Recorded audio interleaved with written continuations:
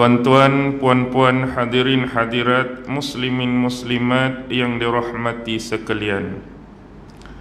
Berbekalkan masa yang ada, marilah sama-sama kita memperingati kembali sejarah perjalanan yang telah dilalui dan ditempuhi oleh junjungan besar Nabi Muhammad sallallahu alaihi wasallam yang disebut sebagai peristiwa Isra dan Mi'raj yang berlaku di dalam bulan Rejab yang mulia.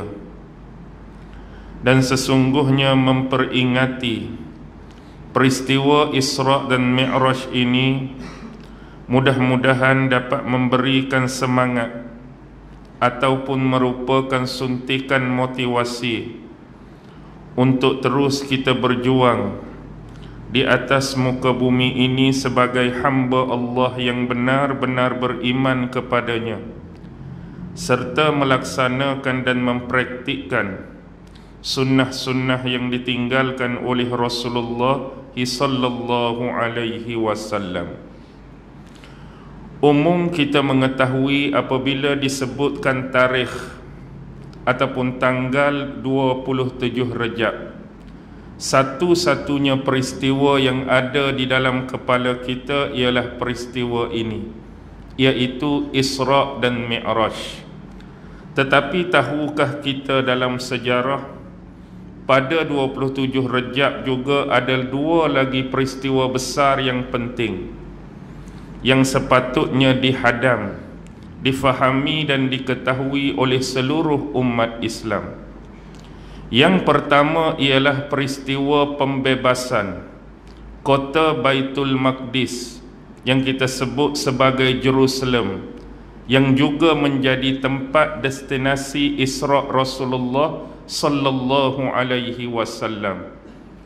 Bumi Palestin, bumi Baitul Maqdis hampir selama 70 tahun berada di bawah pemerintahan tentera-tentera salib yang akhirnya dibebaskan oleh orang-orang Islam di bawah pimpinan pemimpin yang agung dan hebat, iaitu Sultan Salahuddin Al-Ayyubi, yang berlaku juga pada 27 Rejab tahun 583 Hijrah bersamaan 2 Oktober 1187 Masihi. Dan peristiwa kedua yang juga berlaku pada 27 Rejab ialah bila mana kita melihat hampir selama 600 tahun Imperium dinasti Turki Osmaniyah akhirnya jatuh, akhirnya runtuh di tangan seorang pemimpin, Mustafa Kemal Atatürk, dan digantikan dengan Republik Turki Sekular.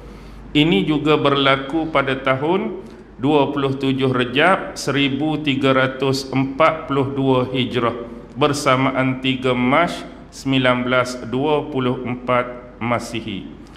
Ini adalah peristiwa-peristiwa yang patut kita fahami, kita hadam dengan baik selain daripada peristiwa besar Isra dan Mi'raj. Baik, berkenaan dengan peristiwa Isra dan Mi'raj, di dalam surah Al-Isra ataupun disebut sebagai surah Bani Israel, di dalam ayat yang pertama Allah Subhanahu wa taala berfirman, A'udzu billahi minasyaitonir rajim. Bismillahirrahmanirrahim.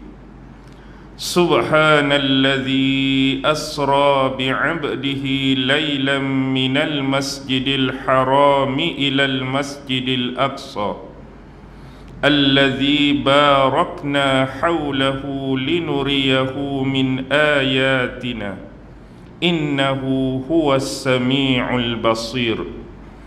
Surah Al-Isra ayat yang pertama.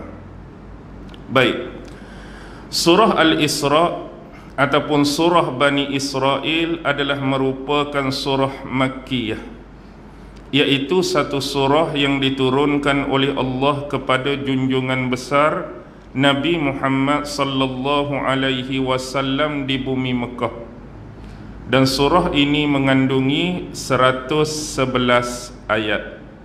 Baik, ada perbezaan pandangan dan pendapat daripada ulama-ulama berkaitan dengan penurunan surah Al-Isra ini. Ada sebahagiannya mengatakan ada beberapa ayat di dalam surah Al-Isra adalah termasuk ayat-ayat Madaniyah. Umum dia adalah surah Makkiyah, tapi ada beberapa ayat termasuk ayat-ayat Madaniyah. Sebagaimana contoh bila kita baca muqaddimah tafsir Imam Ibnu Katsir di dalam membicarakan surah Al-Isra, beliau mengatakan ada beberapa ayat yang dikatakan Madaniyah. Antaranya ialah ayat 26, ayat 32, ayat 57 dan bermula dari ayat 73 sampai ayat 80. Ini adalah termasuk ayat-ayat Madaniyah di dalam surah Al-Isra. Kalau kita melihat satu contoh tafsir lain, Al-Jami' li Ahkamil Quran, karya Al-Imam Al-Qurtubi ataupun disebut tafsir Qurtubi. Beliau menceritakan di dalam muqaddimah surah Al-Isra cuma ada 3 ayat yang termasuk ayat Madaniyah. Pertama ayat 60, yang kedua ayat 76, yang ketiga ayat 80. Walaupun ada ditambah oleh seorang ulama lain satu ayat lagi, ayat Madaniyah, iaitu ayat 107. Jadi itulah sedikit perbezaan pandangan dan pendapat daripada ulama-ulama yang kita boleh ambil daripada dua bentuk tafsir tadi berkaitan dengan ayat-ayat Madaniyah yang terdapat di dalam surah Al-Isra. Dan di awal muqaddimah Imam Ibnu Katsir disebutkan dan dinisbahkan kepada salah seorang sahabat besar Nabi Muhammad sallallahu alaihi wasallam, yaitu Abu Sa'id Al-Khudri radhiyallahu taala anhu. Tertukar dengan sahabat Nabi, bukan Abu Sa'id, Abdullah ibnu Mas'ud radhiyallahu taala anhu, yang mana beliau memperihalkan tentang 3 surah. Pertama ialah surah Al-Isra, yang kedua surah selepasnya Al-Kahfi, dan seterusnya surah Maryam. Beliau mengatakan sesungguhnya di dalam ketiga-tiga surah ini terdapat kisah-kisah umat terdahulu yang menarik. Dan di antara surah yang menjadi kesukaan dan kegemarannya untuk dibaca ialah ketiga-tiga surah ini, Isra, Kahfi dan Maryam. Dan begitu juga ada hadis di dalam Musnad Imam Ahmad bin Hanbal rahimahullahu ta'ala, yang mana hadis tersebut dinisbahkan kepada isteri Rasulullah sallallahu alaihi wasallam, yaitu Aisyah radhiyallahu taala anha, yang mana beliau menyebutkan adalah Rasulullah sallallahu alaihi wasallam seorang yang suka ataupun gemar berpuasa.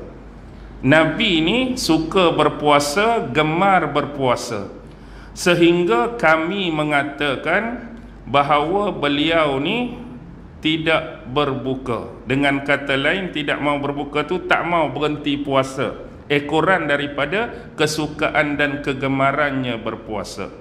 Dan beliau juga berbuka, yakni tidak berpuasa, sehingga kami mengatakan bahawa beliau tidak ingin berpuasa.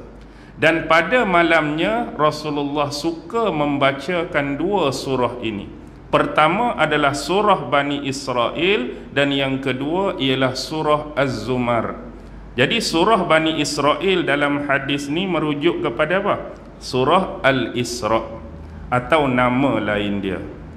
Baik, itu adalah sedikit sebanyak di dalam muqaddimah tafsir Imam Ibnu Katsir berkaitan dengan surah Al-Isra. Surah Al-Isra ini juga menceritakan tentang apa? Tentang umat terdahulu, iaitu golongan-golongan manusia yang beriman.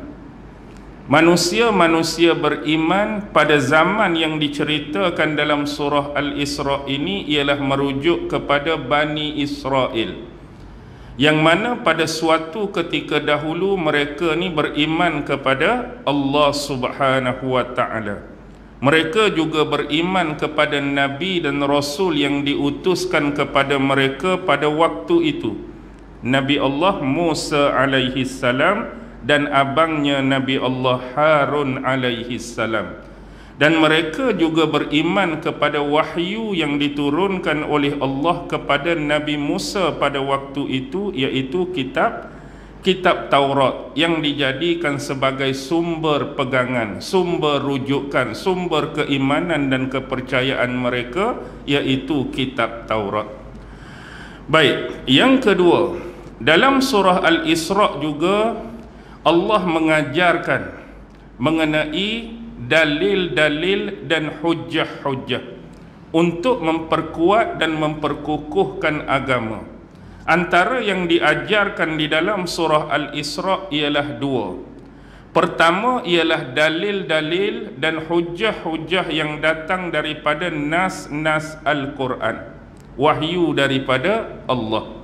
Yang kedua ialah dalil dan hujjah yang datang dalam bentuk mukjizat, yang diberikan, dikurniakan, dianugerahkan kepada sebahagian Nabi dan sebahagian Rasul untuk membuktikan kenabian dan kerasulan mereka.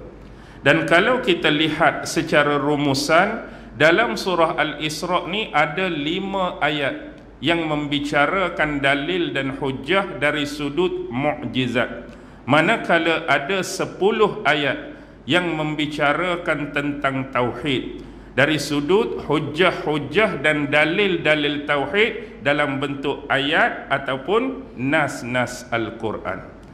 Tu yang kedua.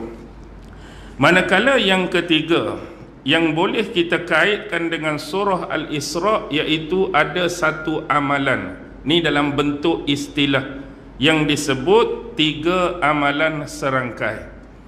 Apakah yang dimaksudkan dengan 3 amalan serangkai? Ini ada di dalam ayat 23 sampai ayat 39. Disebut 3 amalan serangkai, iaitu bentuk amalan yang sepatutnya dilakukan oleh seorang hamba Allah bila mereka ni ditimpa ujian ataupun musibah daripada Allah. Tak kiralah dalam bentuk kesusahan, kesedihan, kecelakaan dan sebagainya, benda-benda yang mengganggu kehidupan manusia, maka buatlah 3 amalan ni. Yang pertama ialah jangan sesekali mensyirikkan Allah Subhanahu wa ta'ala. Dengan apa jua bentuk, apa jua unsur sekalipun, jangan buat syirik pada Allah. Yang kedua ialah jangan melakukan kezaliman, bukan sahaja terhadap diri sendiri, bahkan lebih jauh melakukan kezaliman kepada individu ataupun manusia lain. Bentuk zalim atas diri sendiri pun dah termasuk bentuk syirik tadi. Kan dalam surah Luqman jelas dalam ayat menyebut inna syirka la zulmun azim. Syirik itu sendiri adalah satu kezaliman yang amat besar. Jadi jangan melakukan kezaliman pada orang lain. Kisah dalam ayat tu supaya kita ni buat baik, menghormati, mengasihi, menyantuni kedua ibu bapa kita, walaupun apa status, ciri dan sifat yang ada pada mereka. Sebagai contoh, kalaulah ditakdirkan kedua ibu bapa kita tu Allah jadikan sebagai manusia-manusia yang baik, alhamdulillah. Orang-orang yang soleh, alhamdulillah. Orang-orang yang beramal, alhamdulillah. Kalau itulah ciri dan sifat yang Allah bagi kedua ibu bapa kita yang kita punyai, lagi-lagi kita patut menghormati, mengasihi, menyayangi dan menyantuni mereka. Bahkan lebih jauh indahnya agama Islam, walaupun kedua ibu bapa kita tidak mempunyai ciri dan sifat tersebut. Katakanlah kedua ibu bapa kita dalam lingkungan dan masyarakat kita bukan dikenal sebagai individu yang baik.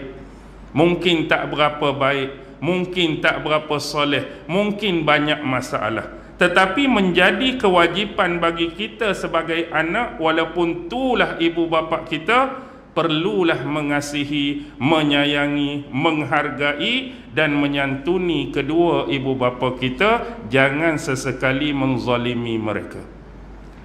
Yang terkait lagi ialah jangan menzalimi saudara ataupun kaum kerabat yang terdekat.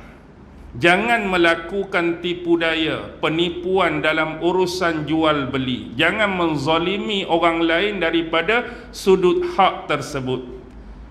Dia jujur, kita bertindak sebaliknya dalam urusan jual beli. Jangan buat zalim pada orang dari sudut menyembunyikan barang, dari sudut melindungi atau menyembunyikan sebenar barang tersebut. Mungkin tak baik, kita cakap baik. Mungkin barang tu tak okey, kita cakap okey. Yang ni kena jujur, jangan buat zalim pada manusia yang berurusan dengan kita. Dan ada juga menyuruh kita ni duduk tengah-tengah, jangan melampaui, iaitu jangan bakhil dan jangan boros. Boros pun tak mau, bakhil pun tak mau. Duduk tengah-tengah antara boros dan bakhil. Itu yang paling sederhana. Dan yang ketiga ialah senantiasa mempertingkatkan diri untuk melakukan amalan-amalan yang baik dan soleh. Jadi inilah yang disebut 3 amalan serangkai. Jangan syirik pada Allah, jangan buat zalim pada orang, dan senantiasa mempertingkatkan diri, berusaha nak jadikan diri kita lebih baik dari masa ke semasa. Inilah ubat, inilah petua di dalam surah ini apabila kita ni ditimpa ujian ataupun musibah daripada Allah Subhanahu wa taala. Baik.